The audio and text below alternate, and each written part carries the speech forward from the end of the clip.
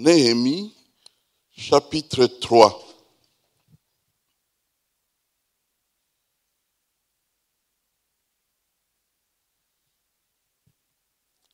La parole. Eliashib, le souverain sacrificateur, se leva avec ses frères les sacrificateurs et ils bâtirent la porte de brebis. Ils la consacrèrent et imposèrent les battants. Ils les consacrèrent depuis la tour de Méha jusqu'à la tour de Hananel. À côté d'Eliashib bâtirent les hommes de Jéricho. À côté de lui bâtit aussi Zakur, fils d'Imri. Les fils de Sénar bâtirent la porte de poisson. Ils la couvrirent et en posèrent les battants, les verrous et les barres. Le verset 4, à côté d'eux travailla aux réparations Mérémoth, fils d'Uri, fils d'Akot. À côté d'eux travailla Meshulam, fils de Berekia, fils de Meshezabel. À côté d'eux travailla Tzadok, fils de Bana. À côté d'eux travaillèrent les Tékoïtes, dont les principaux ne se soumirent pas au service de leur Seigneur. Le texte peut continuer. Nous retenons comme sujet dans ce passage, dans ce chapitre 3 de Néhémie, comment amener les gens à travailler ensemble. Comment amener les gens à travailler ensemble. Prions le Seigneur. Seigneur notre Dieu, merci pour ta grande fidélité, ta bonté, ton amour. Merci pour tout ce que tu fais pour tes enfants. Viens par le Saint-Esprit nous parler. Viens par le Saint-Esprit nous instruire. Au nom puissant de Jésus. Amen.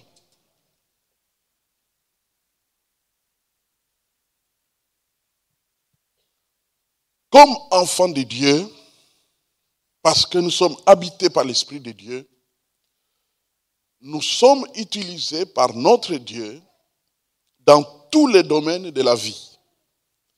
Pas seulement la religion. Parce que beaucoup de chrétiens pensent qu'ils ne sont vraiment utiles par rapport à leur relation avec Dieu que dans le domaine religieux. Cela n'a rien à voir. Dieu bénit ses enfants sans mesure dans tous les domaines de la vie. Et dans ce passage, que vous connaissez très bien, puisque vous connaissez la mission de Néhémie, qui était de reconstruire la muraille de Jérusalem, nous allons découvrir des dimensions de la grâce que Dieu peut donner à ses enfants, notamment lorsqu'il faut travailler ensemble. La deuxième remarque, c'est que Jésus, lorsqu'il amène les âmes à son Père, il les destine à devenir des sacrificateurs pour Dieu son Père. Et le sacrificateur, justement, ce sont les hommes et les femmes qui travaillaient, en fait les hommes qui travaillaient dans le temple de Jérusalem. Et donc, dans l'église du Seigneur aujourd'hui, il n'y a pas des gens qui servent et des gens qui ne servent pas. Il est vrai qu'il y a des gens qui servent, je dirais officiellement, mais en réalité, sur le plan spirituel, nous sommes tous appelés à servir. Mais c'est toi, mon frère, ma sœur, si tu n'as pas une activité officielle, c'est à toi de choisir de servir ton Dieu. Par ton âme, par ton esprit, par ton attitude, par ton engagement, dans tous les différents postes que Dieu pourvoit dans sa maison, notamment la louange du cœur, le sacrifice dans tout ce qui doit se faire,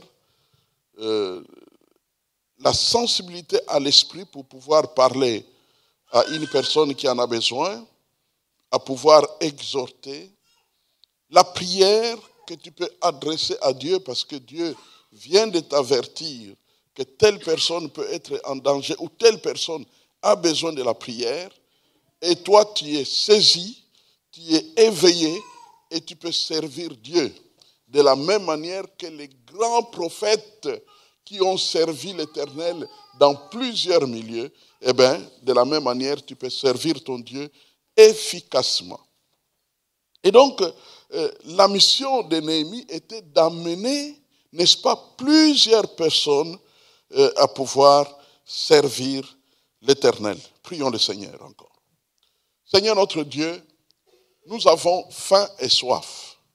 Soif de ta parole, soif de ta lumière, soif que tu nous parles, soif que tu nous édifies, soif que tu construises ta volonté dans nos cœurs, soif que tu visites cette assemblée d'une manière nouvelle. Père, la preuve que tu es là ne nous viendra pas de quelqu'un qui n'est pas ici. La preuve que tu es avec nous viendra de nous qui sommes là. Parce que c'est nous qui voyons, c'est nous qui entendons, c'est nous qui sommes touchés, c'est nous à qui tu t'adresses. Et nous pouvons réaliser qu'effectivement, notre Dieu est présent. Merci pour tout ce que tu accompliras au nom de Jésus. Amen.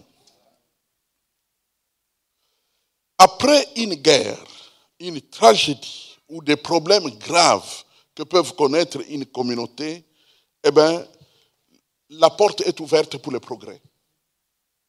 La porte est ouverte pour le progrès. C'est pourquoi, par exemple, les pays européens se sont beaucoup plus développés juste après la Deuxième Guerre mondiale.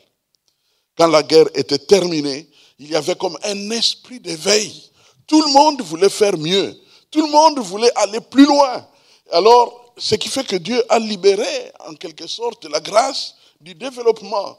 Il est vrai que les États-Unis ont joué un grand rôle dans le plan dit Marshall, mais ce qui est sûr et certain, c'est qu'après une tragédie, la porte est ouverte pour le développement. Actuellement, nous avons tous connu, notamment la pandémie, qui est quelque chose qui a bousculé les familles, les nations. Eh bien, ça ouvre la porte au développement et au progrès. Progrès individuel, mais aussi progrès communautaire, progrès national. Et je crois que les expériences que nous avons connues en tant qu'Église, pour ne parler que de nous, c'est une porte ouverte au développement. C'est une porte ouverte pour atteindre un niveau plus élevé. La Bible ne dit-elle pas que la gloire du second temple sera supérieure à l'ancien temple. Donc, c'est biblique, c'est scientifiquement biblique que lorsqu'on passe par de grandes épreuves, si nous prenons ces épreuves avec la meilleure attitude, en se disant, c'est vrai, nous avons connu des problèmes, mais nous n'allons pas être des prisonniers de notre passé, nous voulons voir devant nous et pouvoir avancer avec le Seigneur, eh bien, il y aura des grandes choses qui vont se passer. Et je le crois pour ma part de tout cœur que d'ici quelques temps, d'ici peut-être quelques années, 1 année, 2 ans, nous allons connaître un grand développement. Cela ne fait aucun doute. Lorsque nous avons la meilleure attitude, ce qui compte, c'est d'avoir la meilleure attitude. Pour se dire, on avance avec le Seigneur. Mais notez, personne ne peut réussir une grande œuvre tout seul. Personne ne peut réussir une grande œuvre tout seul. On a besoin des autres. On a besoin des autres. Alors, il y a une troisième remarque que je voudrais noter, c'est que dans ces chapitres, chapitre 3 de Néhémie, on trouve des mots-clés. Il y a 4 mots-clés qui reviennent, autour desquels je semble découvrir des choses utiles à notre progrès. 4 mots. Il y a le mot bâtir, qui revient 30 fois dans ce seul chapitre, chapitre 3 de Néhémie. Ça revient 30 fois. Le mot réparer revient 31 fois. Le mot bâtir à nouveau, ça revient 29 fois. Le mot travailler revient 24 fois. Donc ce sont des mots clés parce que ça revient, ça répète. Ce sont ces mots comme dans un échafaudage. Ce sont des mots qui soutiennent la voûte, qui soutiennent, n'est-ce pas, ce qui est en train de se passer. Alors, si nous voulons mener ou si nous voulons amener plusieurs personnes à bâtir ensemble, comme c'est notre cas, eh bien, nous aurons besoin de beaucoup de conseils qui nous viennent de Néhémie. Parce que Néhémie est un bâtisseur par excellence dans la Bible. On pense même, dans l'histoire, de grosses œuvres. On pense que ce que Néhémie a fait dépasse même le travail de Noé qui a bâti l'arche. C'était un travail de titan. Construire, ou plutôt reconstruire, la muraille de Jérusalem. Quand on dit Jérusalem, on a l'impression qu'on parle d'un bâtiment comme la Maison Blanche. Mais non, c'est une ville, une grande ville. Donc, imaginez la ville de Kinshasa et construire une muraille tout autour de la ville de Kinshasa à cette époque-là de Néhémie. C'était un travail puissant. Mais quel était son secret? Il a travaillé en équipe. Il a travaillé avec d'autres personnes. Et c'est vraiment sur ça que j'aimerais que nous puissions porter beaucoup d'attention. Donc, personne ne peut réussir à accomplir sa vision tout seul. La tâche de Néhémie, donc, était de restaurer la muraille, n'est-ce pas, et de reconstruire donc tout ce qui était nécessaire autour de la ville de Jérusalem. Alors, pourquoi la muraille de Jérusalem fut-elle détruite? Pourquoi? À cause de la guerre, mais aussi à cause de la négligence.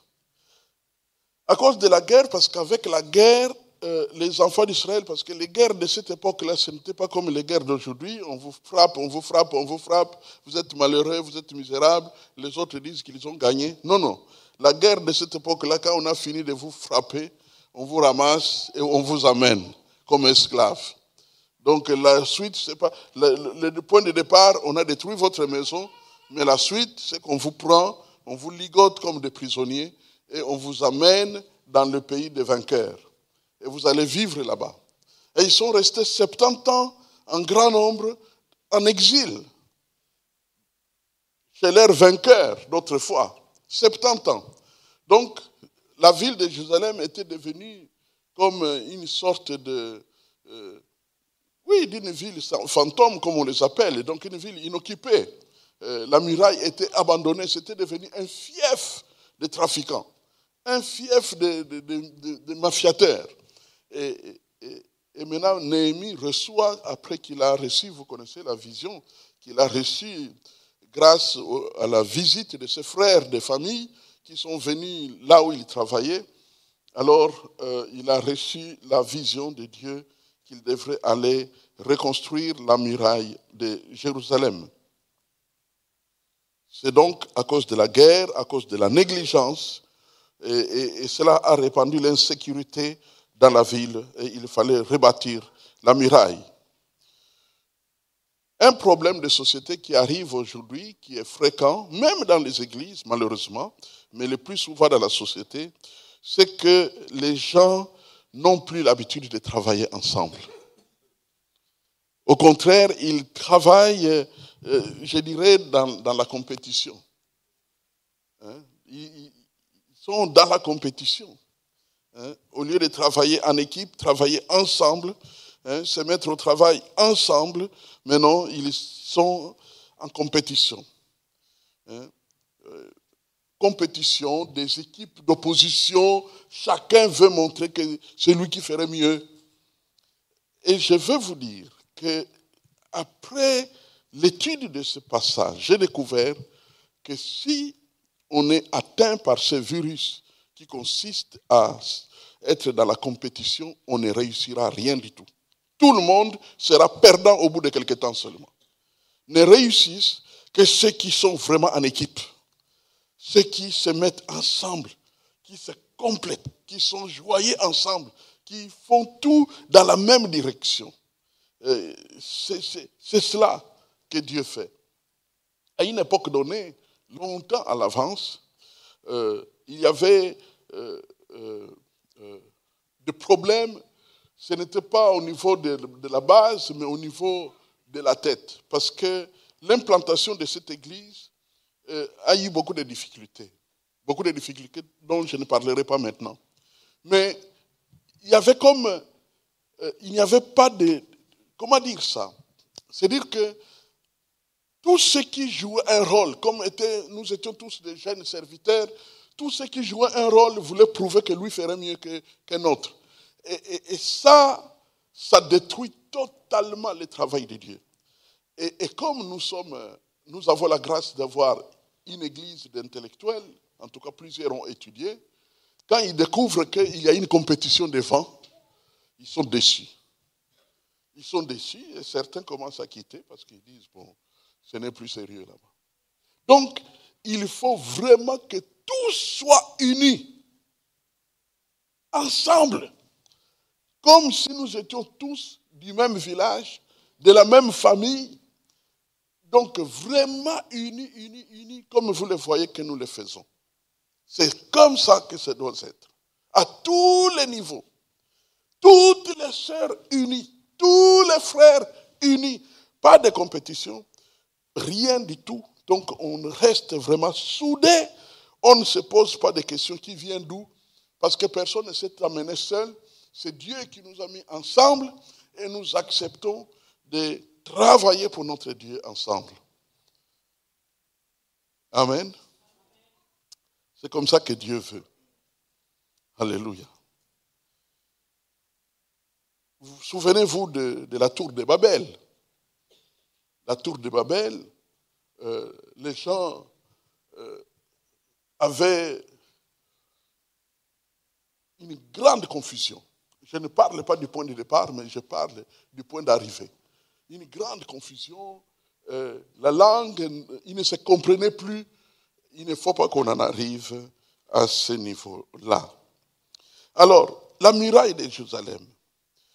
Vous avez entendu ma lecture du début là, et vous avez découvert qu'il y a des gens qui ont reconstruit les portes. Eh bien, la muraille de Jérusalem dans son ensemble avait 10 portes principales. Alors, ces portes principales étaient la porte des brebis, la porte des poissons, la porte vieille, la porte de la vallée, la porte du fumier ou des matières fécales des animaux, la porte de la fontaine, donc, et puis la porte de la source, la porte de l'Est ou la porte de l'Orient. Vous savez, aujourd'hui, on parle de Jérusalem-Est. Donc, la porte de l'Est, il y avait la porte d'inspection, et voilà. Donc, il y avait en tout cas une dizaine de portes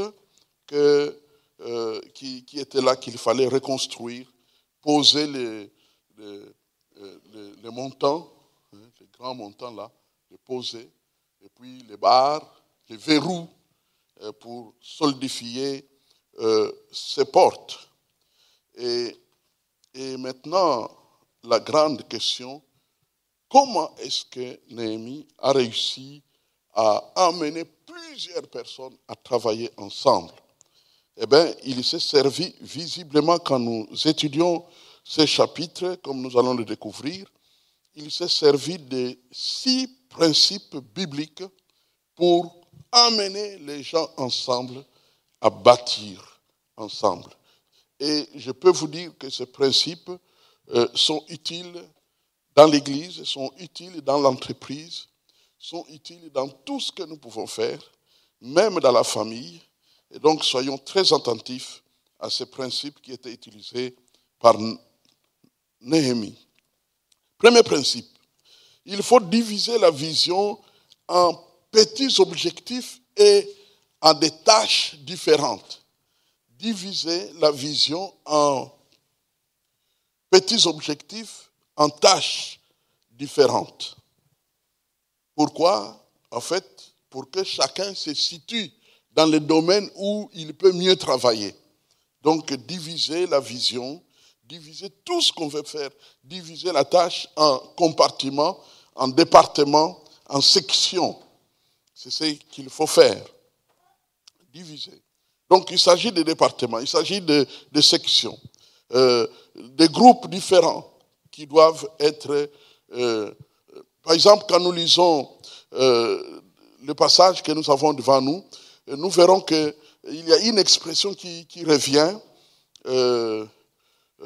par exemple, au verset 2, à côté de, hein, le verset 4, à côté de, verset 5, à côté, verset 7, à côté de, verset 8, à côté de, le verset 9, à côté de, ça montre que c'était des groupes, et puis à côté de ce groupe-là, il y a un autre groupe, et à côté de ce groupe-là, il y avait un autre groupe. Donc c'est une division, n'est-ce pas, en tâches, en objectifs, et surtout en groupes différents, en sections. Nous pouvons appeler ça commission, et c'est de cette manière qu'ils ont été efficaces. C'est la première chose que nous pouvons noter. Notez la deuxième chose. Il faut faire en sorte que tous les frères et sœurs se retrouvent dans la vision. C'est-à-dire qu'ils possèdent la vision.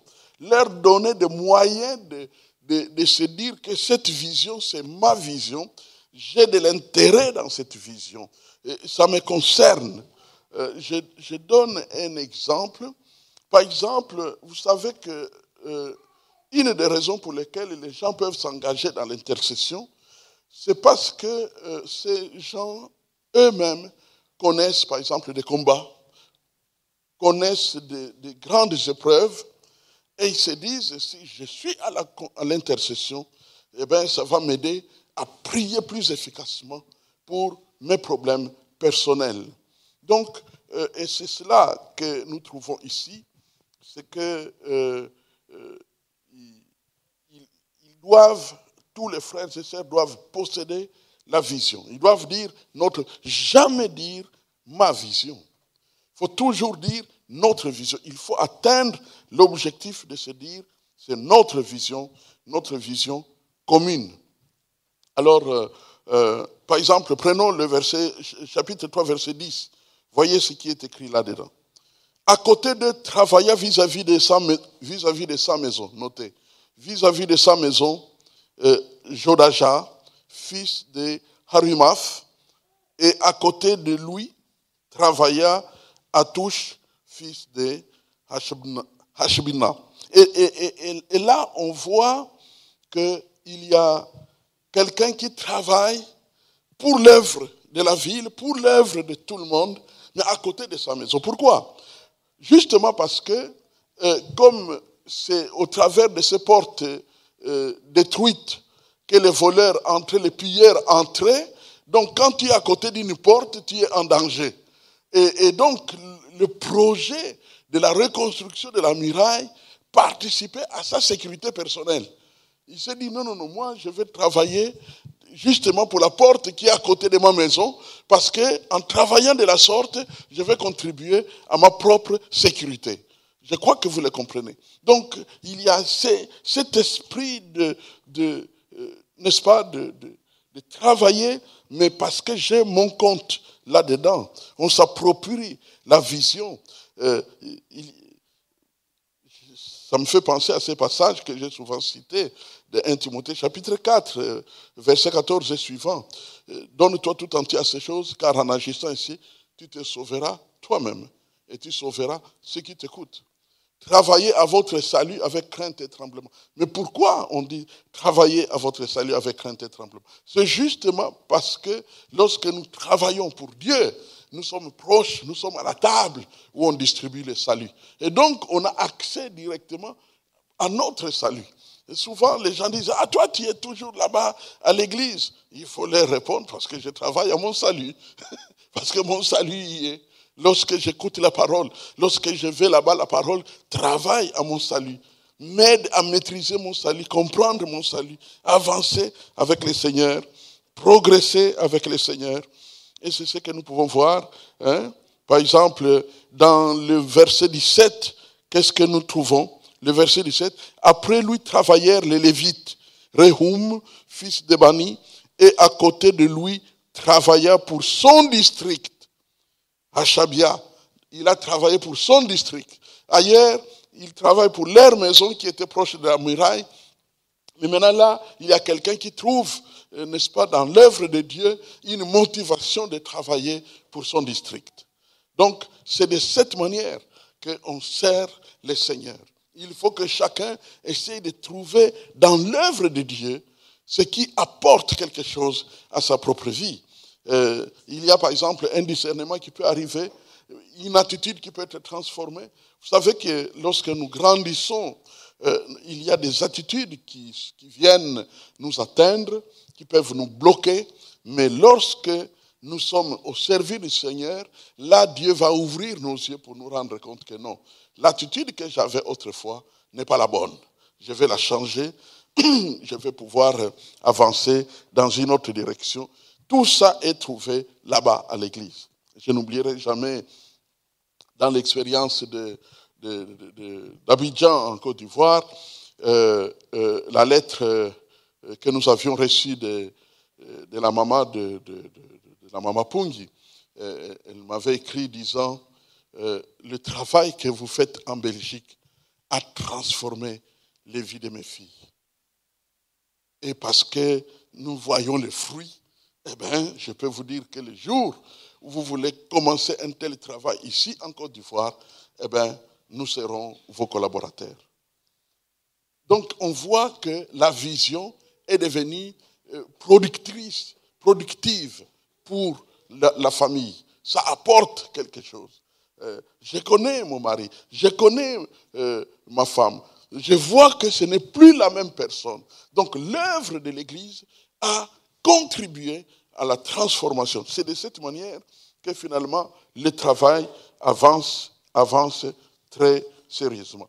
Le troisième principe qu'on trouve dans ces chapitres, c'est tout organiser d'après des relations qui existent.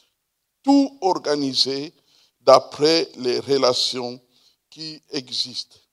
Par exemple, dans le premier verset, qu'est-ce qu'on trouve? Eliashib, le souverain sacrificateur, s'éleva avec ses frères les sacrificateurs. Vous avez remarqué?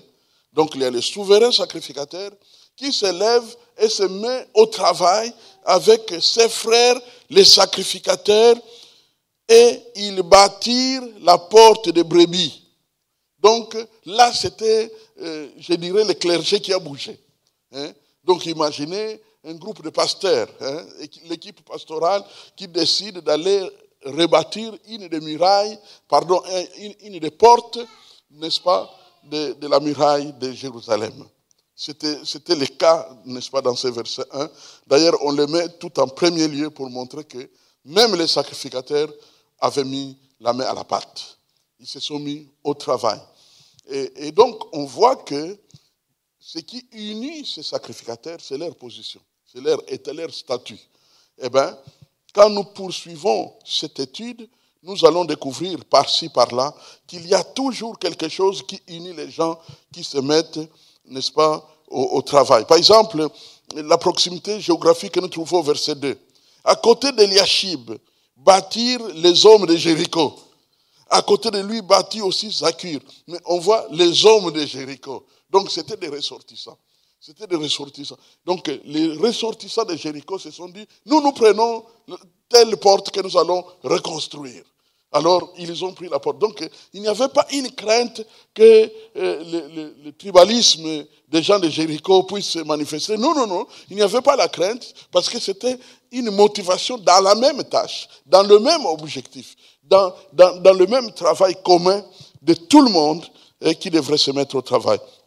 Par exemple, au verset 3, qu'est-ce qu'on trouve? Les fils de Sénat bâtirent la porte des poissons. Là, on voit déjà que c'est une famille. Les fils de... C'est une famille. Donc, des frères et des sœurs, les fils sont venus ensemble pour reconstruire une porte. Donc c'était une famille. Au verset 12, qu'est-ce qu'on dit? À côté de travailler avec ses filles, Shalom. Donc Shalom et ses filles ont travaillé pour réparer une muraille de la ville. Donc, alors, on peut comprendre que dans la vision que Néhémie reçoit de Dieu, il essaye de laisser émerger les relations naturelles, les relations préexistantes. Il laisse que ces relations soient utilisées pour le royaume des cieux. Vous savez, souvent, ceux qui sont des amis depuis longtemps dans la vie pensent que parfois on doit être prudent par rapport à la vie de l'Église. Mais non, venez ensemble, travaillez ensemble, prenez des engagements ensemble. Utilisez toutes ces relations qui sont les vôtres pour servir l'Éternel ensemble. C'est efficace. Efficace pourquoi? Vous comprenez? Efficace parce que déjà vous êtes habitués à parler ensemble, vous vous comprenez plus facilement, et puis, au fait, vous travaillez joyeusement. Le zèle est facile parce que vous travaillez joyeusement. Vous êtes habitués déjà d'être ensemble. Donc, Dieu peut vous utiliser pour accomplir, n'est-ce pas, le travail de Dieu. Dans le verset 32, qu'est-ce qu'on trouve? Là, on trouve quelque chose d'autre qui nous frappe. Verset 32. Les orfèvres et les marchands travaillèrent entre la chambre haute du coin et la porte des brebis. Alors, vous voyez, là, c'est par rapport à leur métier.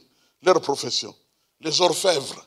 Donc ça, c'est tous ceux qui travaillent dans l'or, et puis tous ceux qui sont des marchands ou des vendeurs, eh bien, ils viennent ensemble. Parce qu'ils savent comment ils travaillent souvent. Ils savent comment ils peuvent travailler. Et certainement, ils voulaient contribuer entre eux. Et tout ça participe au progrès de l'œuvre de Dieu. Il y a un quatrième principe que nous voyons dans la manière de travailler de notre frère Néhémie. N'oubliez pas qu'il venait d'une cour royale. Donc il a vu, il connaissait des stratégies qui existaient déjà. C'était de développer l'esprit d'équipe. Nous allons presque dans la même direction, dans tout ce qu'on est tenté de dire, mais ici, il y a quand même une chose qui apparaît, c'est qu'il y avait un désir de développer l'esprit d'équipe. L'esprit d'équipe. Par exemple, il n'y a pas longtemps, notre frère qui s'occupe des enfants est venu me voir pour me dire, écoutez, j'ai pensé à telle personne que j'ai contactée pour que cette personne puisse m'aider à diriger les enfants. Je lui dis, ok, c'est ce qu'on appelle l'esprit d'équipe. L'esprit d'équipe. Donc chacun qui travaille, on voit pendant assez longtemps, notre sœur Andibo était toute seule là-bas, et puis tout à coup, on l'a vue accompagnée d'une jeune sœur qui travaille avec elle. Donc il y a des équipes. Quand vous voyez là où on prépare les cafés, eh bien, il n'y a pas une seule sœur. L'idée est venue d'une sœur, certainement. Mais on se retrouve à 3, à 4. L'idée d'équipe. Donc travailler plus, aller plus loin. Nous allons progresser. Il viendra le temps où vous verrez vous-même l'esprit d'équipe se manifester, même au niveau de la prédication. Pas seulement de temps en temps, mais pouvoir libérer des ministères. Pouvoir libérer des ministères quand un ministère est bon pour pouvoir être reconnu, comme par exemple le pastorat. On libère les ministères. Tout ça, c'est l'esprit d'équipe. Donc, c'est de cette manière-là que Néhémie a travaillé. C'était la coopération. C'est l'entraide. Aider, réussir. Chacun doit se sentir participer à quelque chose plus grand que soi-même. Plus grand que soi-même, en sorte qu'on ait d'office. On a d'office besoin des autres. À côté de, vous avez tout à l'heure l'expression que j'ai lue avec vous, et bien même quand on entre à l'intérieur des versets, j'ai comptabilisé 21 fois que à côté de revient dans un seul chapitre. 21 fois, vous imaginez. C'est clair, il y a l'esprit d'équipe. Il y a l'esprit d'équipe. Donc, on voit vraiment que l'esprit d'équipe prévaut dans ce qui est en train de faire. Et lorsque j'ai comptabilisé les différentes équipes, il y a 18 équipes qui ont travaillé pour la reconstruction de la muraille. 18 différentes équipes qui ont travaillé pour telle muraille, pour telle muraille, pour telle porte, pour telle autre porte, pour telle porte. Alors, les différents groupes qui ont travaillé, n'est-ce pas, pour ces équipes, eh bien, il y avait 18 équipes. En équipe, on produit plus. Seul, on produit, mais moins. D'après les experts, lorsque un travail est fait par une équipe, et lorsque le même travail est fait par des individus, chacun pour soi dans son coin, le même travail, la même tâche, mais individuellement, chacun dit, bon, moi, je vais réparer la muraille des brebis. Donc, il est seul. Alors, il va se battre pour travailler pour la muraille des brebis. Eh bien, on découvre que sur le plan organisationnel, eh bien, on ferait 72% plus rentable que si on travaillait seul. Quand on travaille en équipe, ça produit 72% plus rentable. C'est beaucoup, 72%. C'est presque 100% plus rentable. Hein?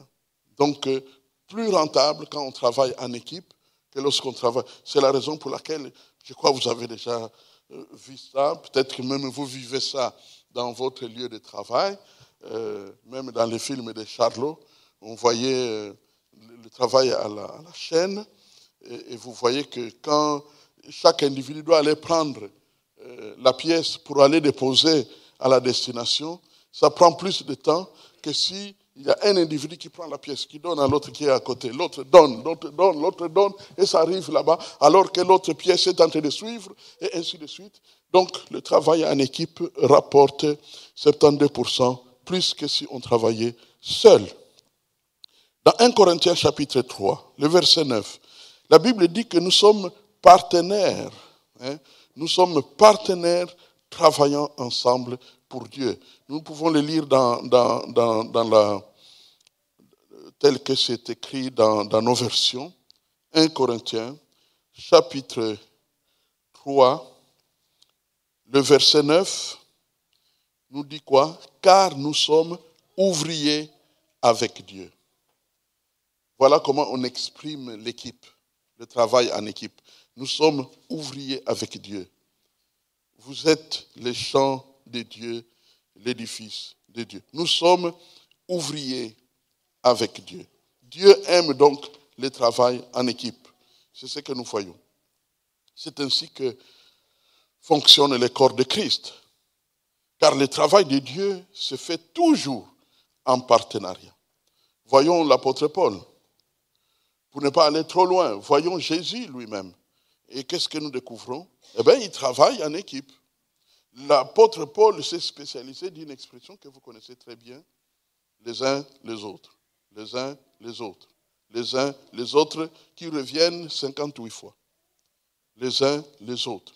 C'est le travail en équipe. C'est ça la véritable unité. C'est ça la véritable unité. L'unité, ce n'est pas seulement le mot, soyons unis. Non, ça doit se manifester par des pratiques claires qui montrent qu'on s'appelle, on se complète, on partage, on travaille ensemble en équipe. Quand nous lisons dans Ecclésiaste, que dit la Bible? Ecclésiaste chapitre 4. Quand nous lisons dans Ecclésiaste chapitre 4, que dit l'Écriture? Ecclésiaste chapitre 4, le verset 9, lisons. 2 valent mieux qu'un, parce qu'ils retirent un bon salaire de leur travail.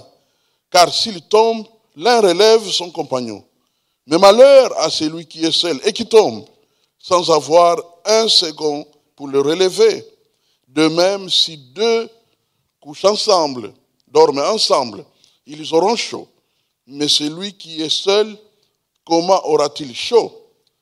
Et si quelqu'un est plus fort qu'un seul, les 2 peuvent lui résister, et la corde à 3 fils ne seront pas facilement. Et tout ça montre la nécessité de travailler ensemble. Je voudrais que vous puissiez comprendre ceci, mes frères et sœurs. Nous parlons des choses assez simples, mais n'oubliez pas que nous parlons de la stratégie divine, parce que ces choses ne viennent pas d'une conversation autour de frites. Ça vient de la parole de Dieu. La Bible dit que la parole de Dieu est vivante, efficace, tranchante, puissante, source de foi, source de succès. Quand notre modèle vient de la parole de Dieu, Dieu met sa puissance. Dieu met sa bénédiction. Dieu met sa force. Dieu vient participer directement parce que ce que nous faisons vient de sa parole. Tout le monde peut parler d'unité, Union européenne et tout le reste. Mais l'unité qui vient du Saint-Esprit, c'est différent. Parce que c'est accompagné. Les cieux et la terre peuvent passer, mais mes paroles ne passeront point, dit la Bible. Cinquième principe que nous trouvons chez Néhémie, c'est aimer tout le monde, mais il faut investir dans les bonnes volontés. Ça, c'est très important. Il faut aimer tout le monde. Ça, c'est comme ça que Jésus agissait. Il aimait tout le monde. Rappelez-vous, il a nourri 5000 hommes de pain et de poissons. Il aimait tout le monde. Il aimait tout le monde. Il rencontrait des foules. Il prêchait à des foules. Il guérissait des foules.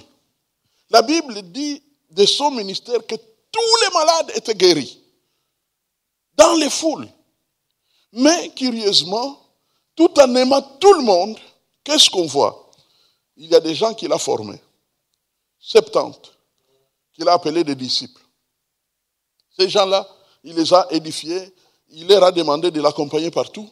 Il les a formés. Parfois, il les envoie deux, comme nous voyons dans la Bible.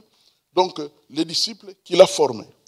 Et puis, ensuite, vient les apôtres qu'il a responsabilisés. Donc, vous voyez que Jésus aime tout le monde, mais il y a ceux qu'il forme. Et puis, ensuite, il y a ceux qu'il responsabilise. C'est-à-dire, vous allez vous occuper de mon travail quand je ne serai plus là. Les apôtres. Qu'est-ce qu'il y a derrière la tête de Jésus? C'est très clair. Il aime tout le monde, mais il vise à investir dans les bonnes volontés. C'est-à-dire ceux qui sont les plus disponibles, ceux qui veulent le plus agir, ceux qui sont disponibles. Et il ne s'est pas arrêté là. Il est devenu le mentor de 3 d'entre eux. 3.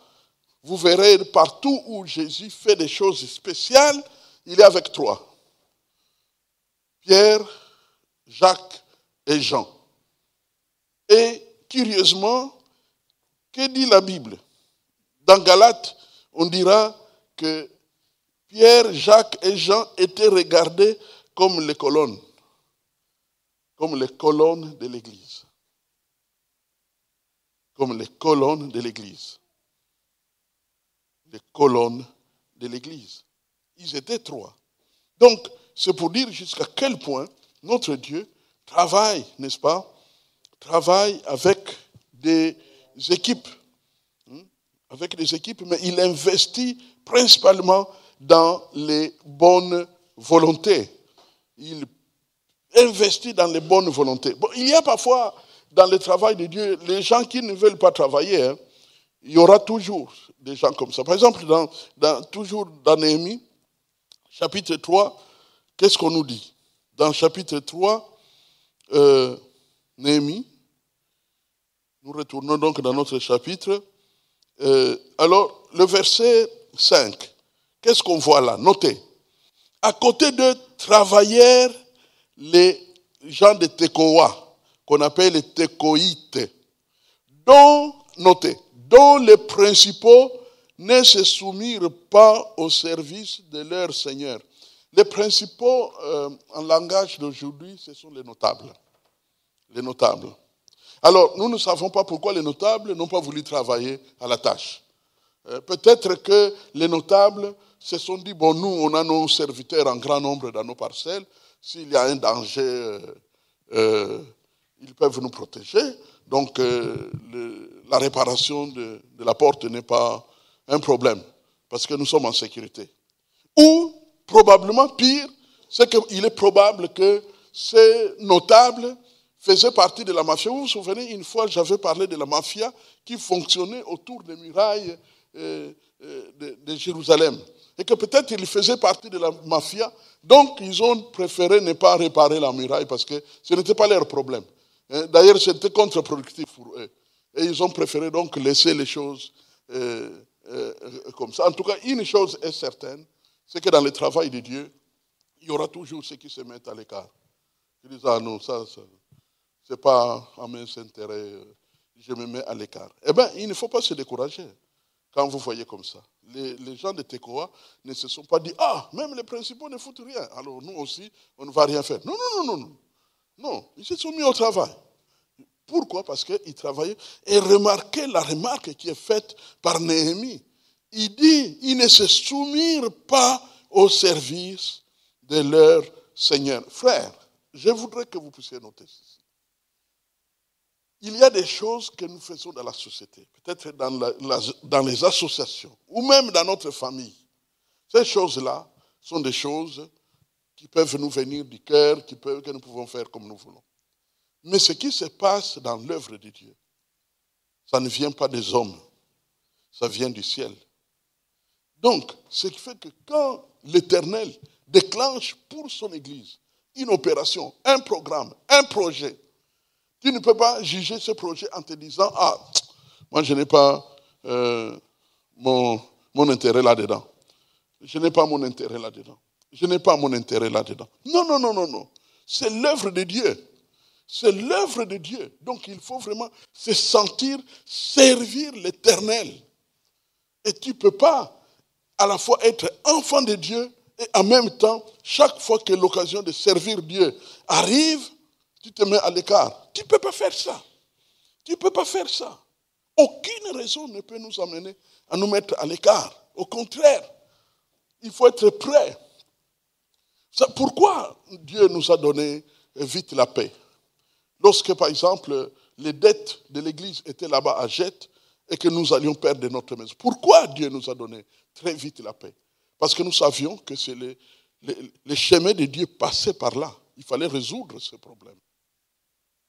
Et Dieu nous a donné la paix. Si le Seigneur permettait que des gens qui perdent aujourd'hui ne retrouvent plus jamais ce qu'ils ont perdu, gloire à Dieu. La vie continue. L'éternité sera déclenchée par Jésus. Gloire à Dieu. Mais si Dieu veut qu'on puisse retrouver ce qu'on a perdu, comme dans le cas de Job, parce que tout ça c'est écrit dans la Bible. Et ce n'est pas écrit pour rien, mes frères. C'est écrit pour servir d'instruction, c'est-à-dire pour que ceux qui croient regardent où ils vont. C'est comme un peu notre boussole de l'avenir. Job a tout perdu, mais il a récupéré le double. Il a récupéré le double. Donc Dieu est capable de tout. Dieu est capable de tout. Et je vous dis, nous ne pouvons pas servir Dieu à moitié. Nous ne pouvons pas servir Dieu à 20% ou à 30%. Nous devons nous donner tout entier, comme nous l'avons vu récemment, quand on se donne au salut. Pourquoi la Bible dit, par exemple, travaillez à votre salut avec crainte et tremblement? Justement parce que notre salut, nous l'avons accueilli de Dieu, et le propriétaire de l'Église. Le propriétaire de l'Église. Et donc, quand nous sommes à l'Église, nous sommes en train de travailler aussi à notre salut. Parce que le salut est affermi. Lorsque nous sommes à l'Église, il y a un enseignement qui peut apporter un grand affermissement sur notre salut. Un grand affermissement. Et moi, quand je découvre de tels enseignements, je les répète, je les révise. Vous vous imaginez, c'est moi qui prêche. Mais je révise certains enseignements jusqu'à 5 fois. Comme par exemple l'enseignement, le dernier enseignement sur personne ne nous ravira de la main de Dieu. Je l'ai répété déjà 5 fois. J'y suis revenu. Pourquoi? Parce que je dois travailler à mon salut avec crainte et tremblement. Je dois m'équiper, n'est-ce pas, de tout ça. Ça doit m'aider à pouvoir avancer avec le Seigneur. Dans l'équipe de Jésus, il y avait par exemple Judas. Dans le travail de Dieu, il peut y avoir des déceptions. Il peut y avoir des traîtres même. Il peut y avoir des méchants. Il y a certaines choses, je n'ai pas besoin de vous raconter ça. Surtout pas dans une prédication. Toutes les expériences d'un serviteur ne se racontent pas. Jésus lui-même n'a-t-il pas dit, j'ai beaucoup à vous dire, mais je ne vous le dirai pas maintenant, parce que vous ne supporterez pas cela. Il ne faut pas blesser les cœurs. Les cœurs ne viennent pas à l'église pour être blessés. Les cœurs viennent à l'église pour être guéris, pour être nourris, pour être affermis, pour être fortifiés. Donc, ce qui fait qu'il y a parfois des situations qui peuvent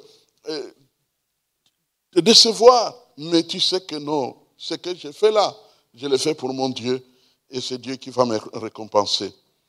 Ne perdez jamais notre temps en jugeant, ne perdons jamais notre temps en jugeant les autres. Ne jugez pas les gens. Ne parlez pas de tel a fait ceci. Ne faites pas ça. Vous n'en avez pas besoin. Pourquoi? Parce que vous, vous êtes un être humain. Ce que vous dites à droite pour l'autre, peut être à gauche pour vous. Donc, ça ne sert à rien de juger les autres. Par contre, nous pouvons nous juger nous-mêmes. Mais nous ne pouvons pas juger les autres. Ça ne sert à rien du tout. Ça ne sert à rien. Dieu ne veut pas ça. Romains chapitre 14. Que dit la Bible?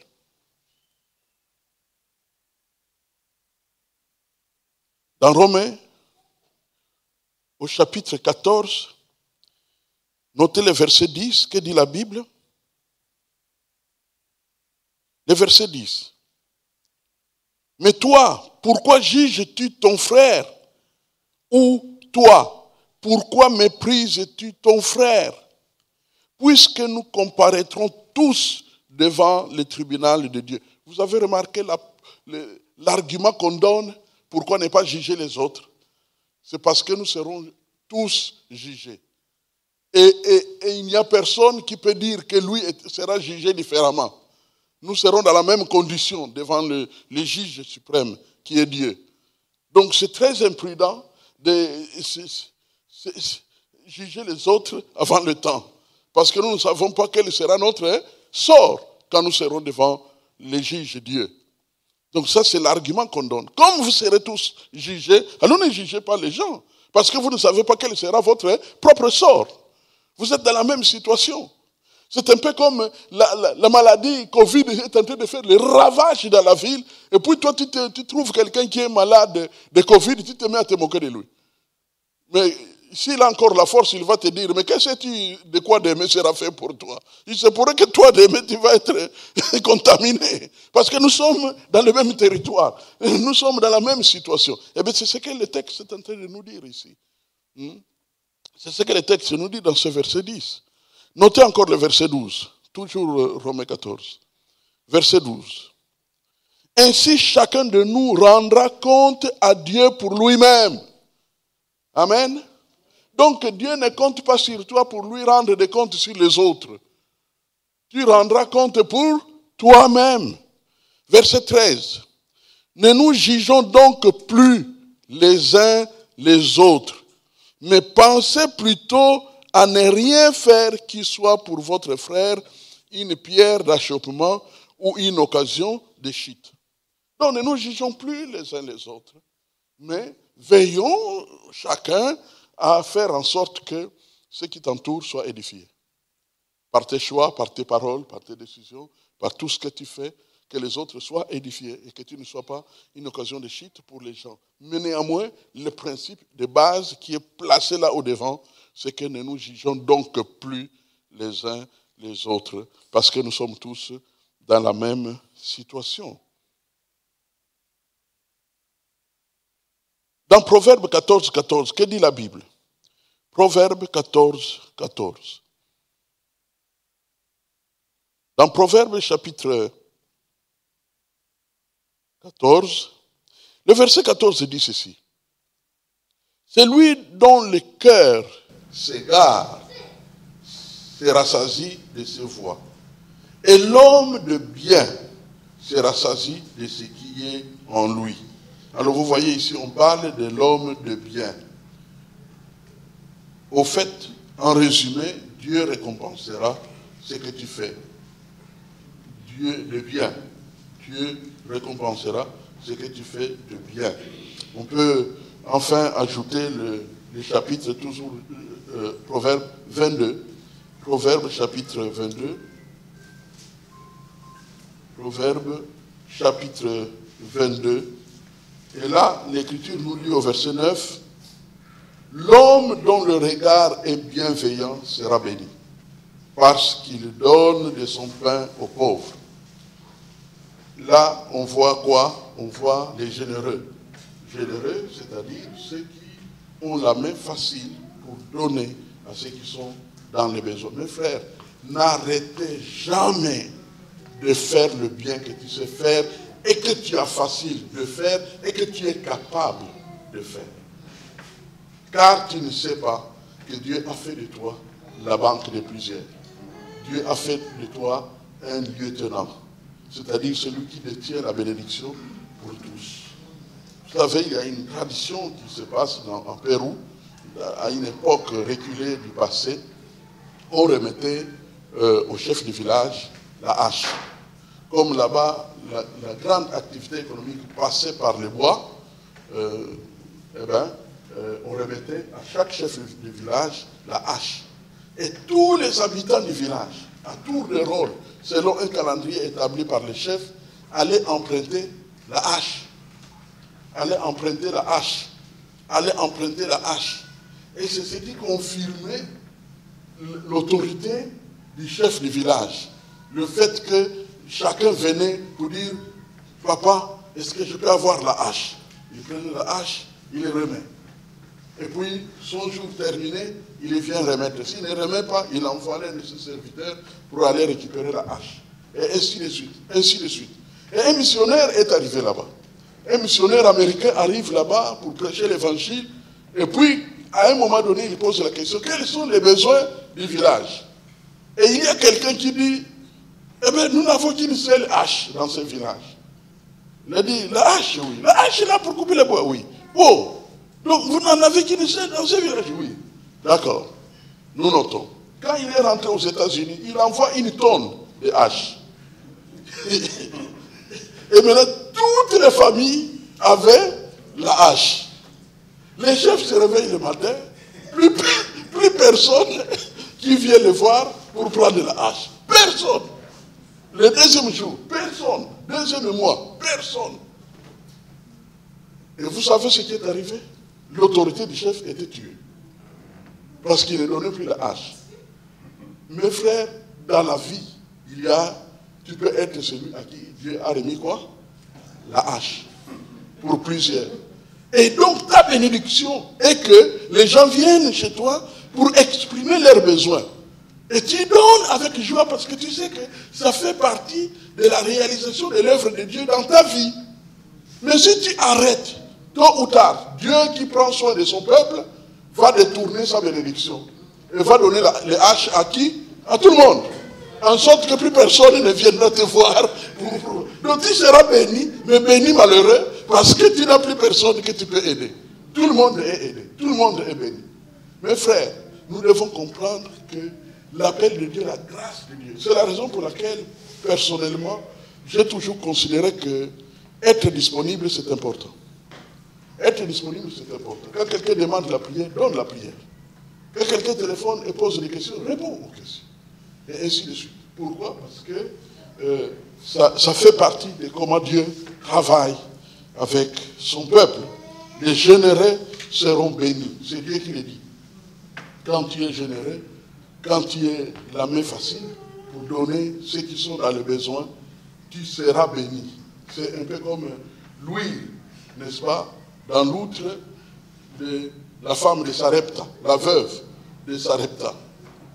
Parce qu'elle a donné le seul gâteau qui lui restait à l'homme de Dieu. Élie, qu'est-ce qui lui est arrivé? Eh bien, Dieu a dit, ton outre là, ton vase où il y a l'huile, eh bien, il ne manquera plus jamais d'huile. L'huile sera toujours là. Mes frères et sœurs, ce que la Bible dit, je répète, ce que la Bible dit, ce n'est pas ce qu'on se raconte dans les rues. C'est Dieu qui a parlé. Et Dieu veille sur sa parole pour l'accomplir. Si tu es quelqu'un qui a la main libre pour pouvoir donner, tu seras toujours béni. Ça va se remplir. Peut-être que ton idée est que mes bénédictions viennent de l'Est. Mais tu seras surpris que tes bénédictions commencent à venir de l'Est, de l'Ouest, du Nord, au Sud, ainsi de suite. Tu te demandes, mais d'où ça vient? Ça vient parce que tu participes aux besoins que Dieu désigne, que tu dois combler. Alléluia. C'est de cette manière-là qu'on avance avec le Seigneur. C'est pourquoi, personnellement, je veux vous dire, c'est mon cœur qui parle. Je n'oublierai jamais ceux qui ont servi l'Église internationale de Bruxelles. Non, je n'oublierai jamais. Ils sont précieux. Et si un jour je ne suis pas là et que vous êtes là, quand quelqu'un qui a servi l'EIB dans le passé arrive, accueillez-le dans son rang d'un serviteur de l'EIB, d'une servante de l'EIB. Nous sommes passés par une période difficile. Vous allez voir ce que Dieu va faire. Moi, je connais ces choses. Je sais comment Dieu travaille. Hein? C'est depuis 40 ans que je sers Dieu. Et j'ai appris tellement de leçons. Son œuvre, quand elle est vraiment son œuvre, elle finit toujours par exploser. C'est une question de temps. Nous devons simplement être fidèles à faire ce que nous devons faire. Amen. Nous devons être fidèles à faire ce que nous devons faire. Et Dieu, que dit la Bible? Dieu ajoutait chaque jour à l'Église ceux qui étaient sauvés. Amen.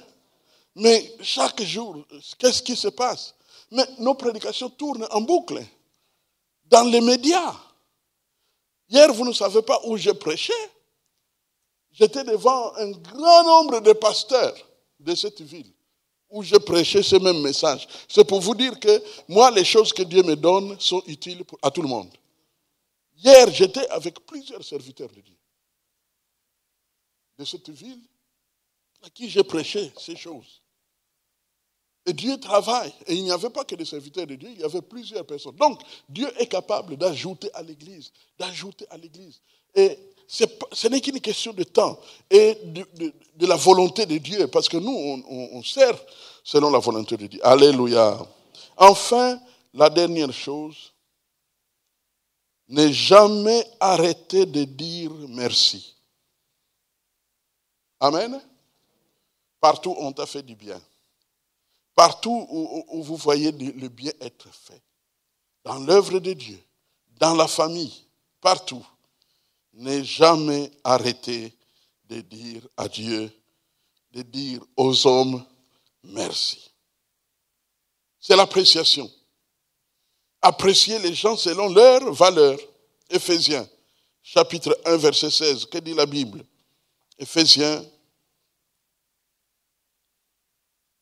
chapitre 1, le verset 16 nous dit ceci.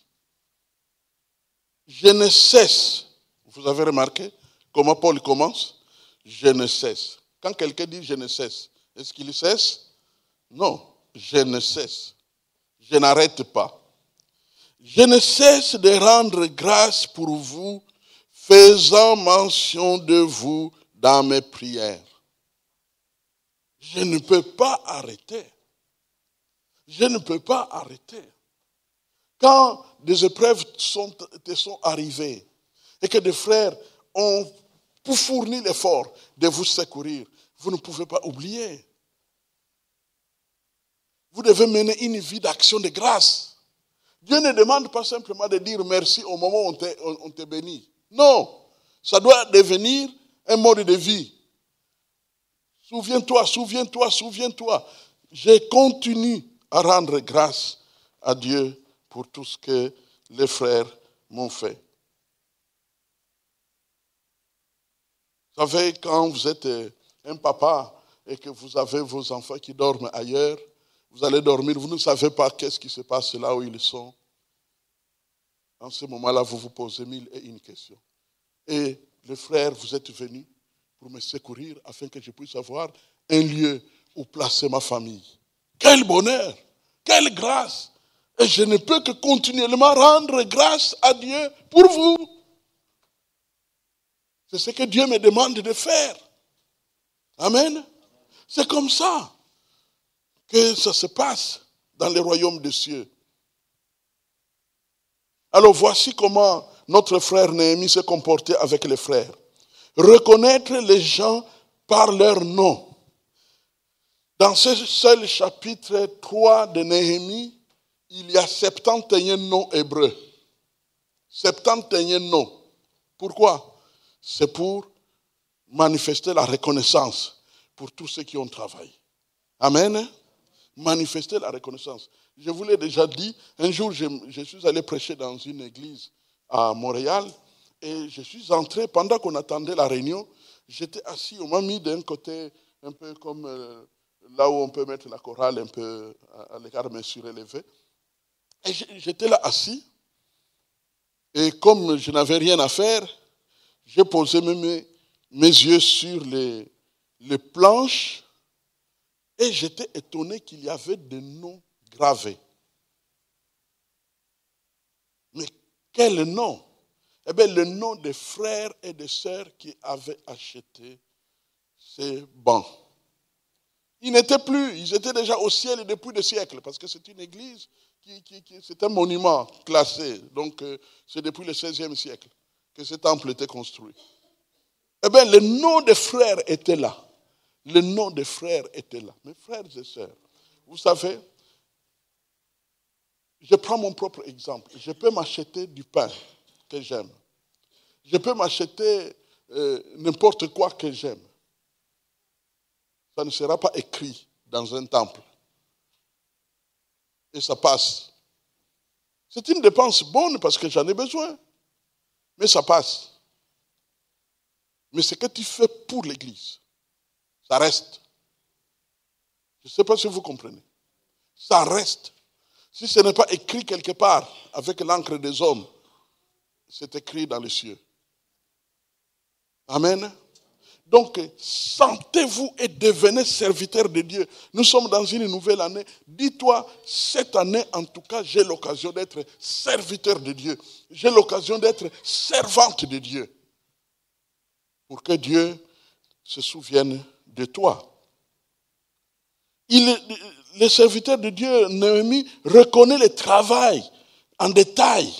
Comme par exemple, quand nous lisons dans Néhémie chapitre 3, le verset 6, que dit la Bible?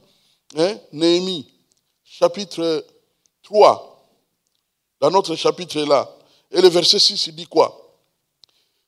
Jojada, fils de Paséach, et Beshulam, fils de Bézodia, réparèrent la vieille porte. Ils la couvrirent et en posèrent les battants, les verrous et les barres. Vous voyez comment c'est présenté en détail. C'est Néhémie. Néhémie, curieusement, ne parle pas trop de ce que lui a fait. Vous savez qu'il a beaucoup fait, Néhémie. Il a fait transporter le bois depuis là où il travaillait chez le roi jusque dans la ville de Jérusalem. Il a fait beaucoup de choses. Mais il ne se contente pas de ça. Il veut reconnaître ce que les frères ont fait. Amen. Reconnaître.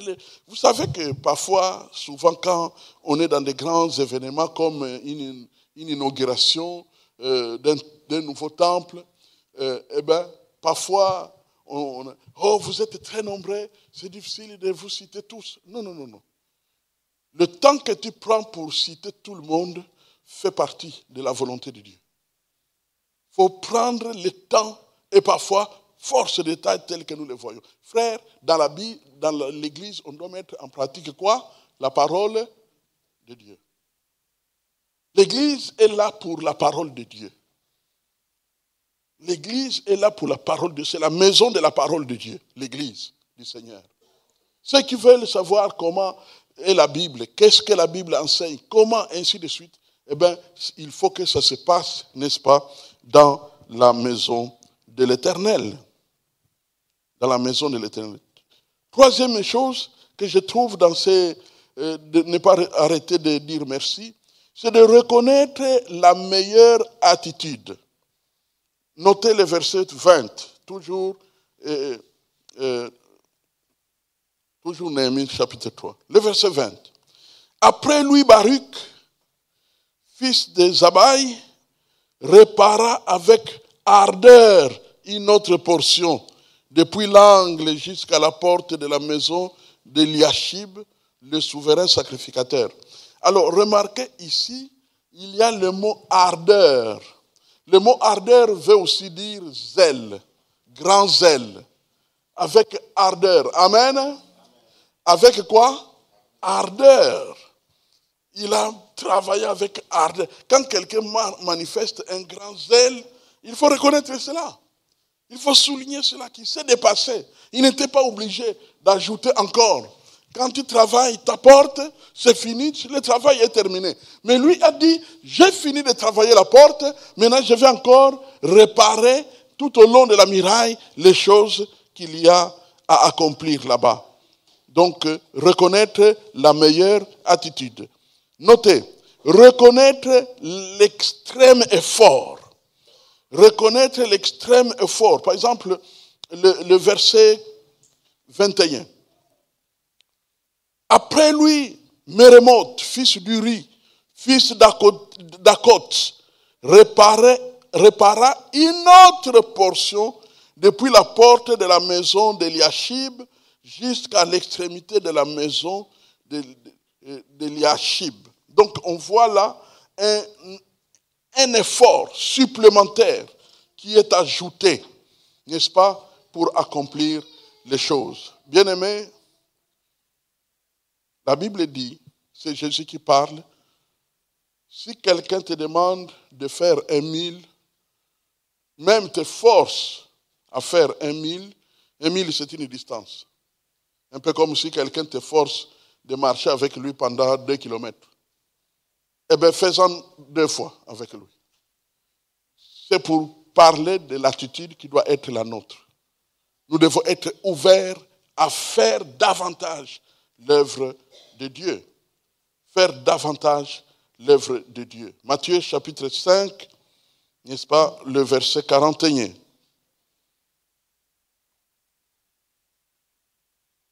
Nous venons de voir comment notre frère Néhémie a amené plusieurs à travailler ensemble. Il y a des tâches qu'on ne peut pas faire tout seul. Il faut absolument le faire en équipe, en groupe. Tout le monde qui se met au travail.